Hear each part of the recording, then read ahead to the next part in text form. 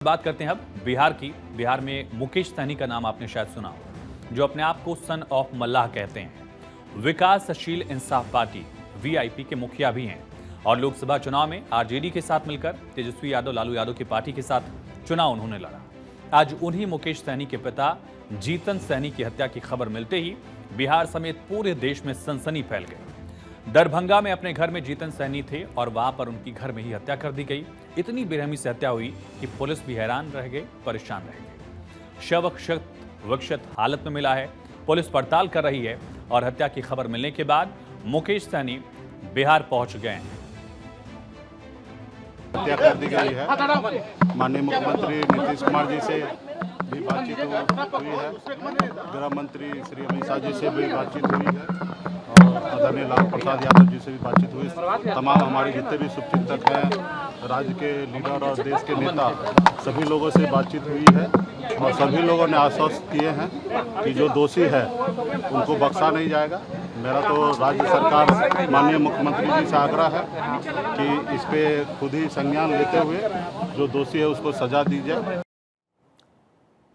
तो इस वक्त सीधी तस्वीरें भी दरभंगा से सामने आ रही हैं। जीतन सहनी की हत्या हुई। मुकेश सहनी के पिता और उनके परिवार के सदस्य जो हैं वो पहुंच गए। घर में अकेले ही रहते थे।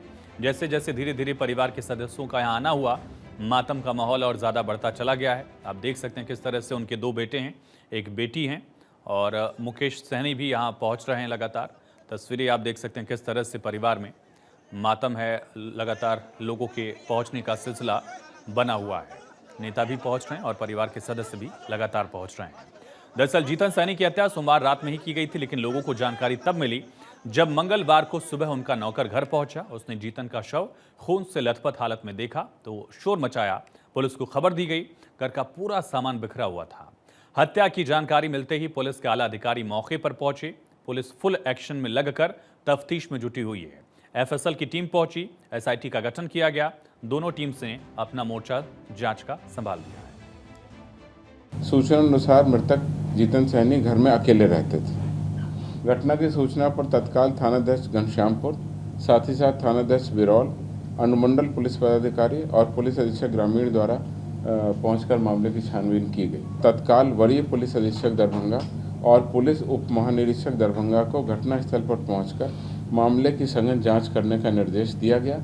उस निर्देश के आलोक में दोनों पदाधिकारी घटनास्थल पर पहुंचकर पूरे मामले की और पूरे अनुसंधान की दिशा को निर्देश दे रहे हैं।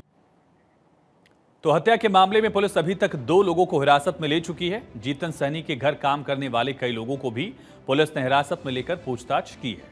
खाना बनाने वाला, दूध पहुंचाने वाले से भी पुलिस पूछताछ कर रही है। बताया गया कि एक महिला जो जीतन सहनी के घर खाना बनाती थी, पुलिस ने उसे हिरासत में लिया है और कई अहम सबूत जो हैं उसको लेकर एफएसएल की टीम और एसआईटी की टीम पड़ताल कर रही। दरअसल मेज पर 3 खाली ग्लास रखे हुए थे। इससे सवाल उठाया कि क्या वहां पर 2 और लोग थे? ये ग्लासेस किसके हैं? मेज पर कुछ कागज मिले हैं। डॉक्यूमेंट्स को भी खंगाला जा रहा है कि कहीं कोई विवाद तो नहीं था, कहीं कोई करीबी तो नहीं था, कहीं कोई जानकार तो नहीं था जो जीतन सहनी से मिलने पहुंचा था।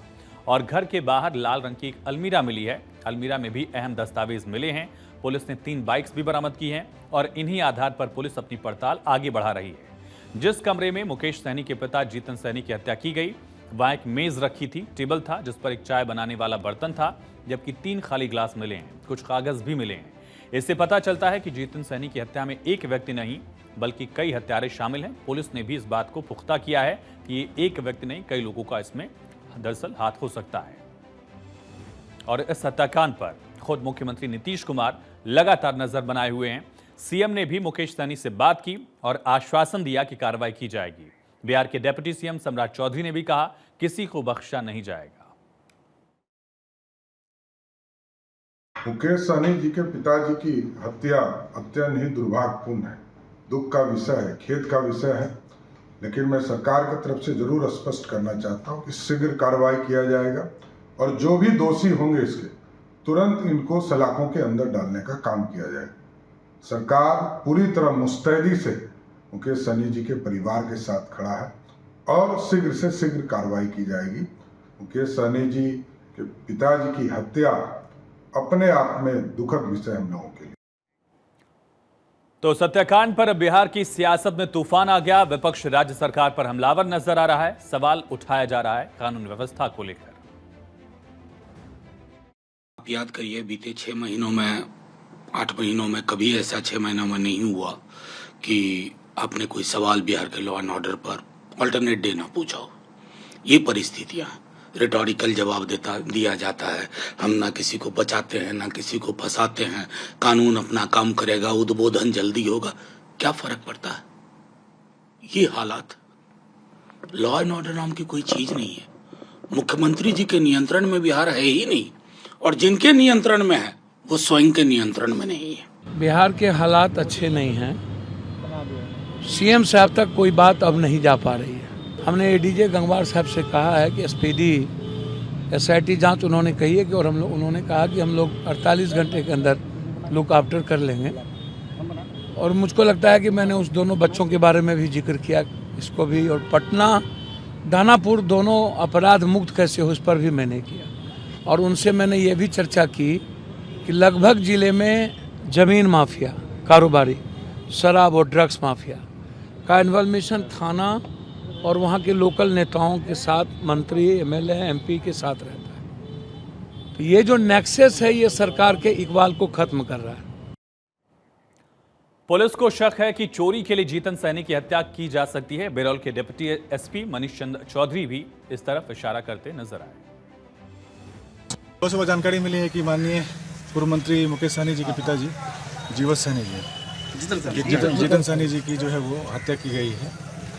घटनास्थल का मुआयना किया गया है, देखा गया है। उसमें प्राइमा फेसिया जो दिखता है उसमें लगता है कि कोई चोरी के नियत से आया है घर में, और उसमें ऑब्स्टेन किया गया है इनके द्वारा। उसमें जो है गंभीर रूप से घायल करते हुए इनकी हत्या हुई है। तो पुलिस हर एंगल से तफ्तीश में जुटी है, लेकिन जिस तरह से चोरी की बात भी कही जा रही है, उसके बाद दरभंगा के कोढ़ा गैंग पर भी शक बढ़ा है। बताते हैं कि आखिर ये गैंग क्या है। दरभंगा में कोढ़ा गैंग दरअसल काफी एक्टिव माना जाता है। इस गैंग के सबसे ज्यादा बदमाश कटिहार के जुराबगंज से हैं। चोरी, डकैती, चैन स्नैचिंग और ठगी करना इनका पुश्तैनी काम है, पारंपरिक काम है। कोढ़ा गैंग हर छोटे से बड़े अपराध में पारंगत है। पुलिस को चकमा देने में भी काफी माहिर है। अपराधी को उनका परिवार ही ट्रेनिंग देता है, और पलक झपकते ही गैंग के सदस्य बड़ी वारदातों को अंजाम देकर फरार हो जाते हैं। इस गैंग पर भी शक है। इसको लेकर भी, इस एंगल पर भी पुलिस जांच कर रही है, लेकिन क्या कोई करीबी था, जानकार था, ये भी एक एंगल है। इसको लेकर भी तफ्तीश आगे बढ़ी है। वहीं दरभंगा, सीतामढ़ी और मधुबनी मिथिलांचल में आता है, और हाल के दिनों में मिथिलांचल में अपराध बढ़ा है। चोरी या लूट जैसी हत्याएं, इस तरह की घटनाएं ज्यादा दिखी हैं। सिर्फ जुलाई के ही महीने में सीतामढ़ी, दरभंगा और मधुबनी के अपराध में लगातार एक बड़ा पैटर्न देखा गया। इसी पैटर्न के करीब 20 बड़े मामले आए, और इस तरह से अपराध क्यों पनपे, ये पुलिसिया जांच का विषय है। लेकिन जिस तरह से चोरी, डकैती, लूट और मर्डर के मामले में तेजी आई है, उसने मिथिलांचल को फिर से अपराध के लावे पर बैठा दिया। बड़ा सवाल यह है कि आखिर मिथिलांचल के इलाकों में अपराध का यह पैटर्न आखिर हावी क्यों है। दरअसल मिथिलांचल के ज्यादातर जिले नेपाल बॉर्डर से सटे हुए हैं। ओपन बॉर्डर है, खुला बॉर्डर है। नेपाल की सीमा होने की वजह से यहाँ जमकर तस्करी होती है। सामानों की तस्करी के लिए इलाके में पूरा का पूरा सिंडिकेट चलता है। गैंग्स है, नेक्सस है। तस्करी का एक खेल करोड़ों रुपए का है, जिसका पैसा कई हिस्सों में बढ़ता है। पैसों की वजह से ग्रामीण इलाकों में नशे का कारोबार भी बढ़ा है। मिथिलांचल में रोजगार नहीं होने से काफी लोग पलायन कर गए। गांव में युवा की बजाय बुजुर्ग की संख्या ज्यादा है। लोगों के घर में न रहने से चोर और लुटेरे आसानी से वारदातों को अंजाम देते रहे हैं। यहां पर भी एक मामला सामने आया, जहां परिवार में सिर्फ अकेले ही जीतन यहां पर रह रहे थे। बढ़ते अपराध का एक बड़ा कारण पुलिस का लुंज-पुंज यानी लापरवाह रवैया भी है।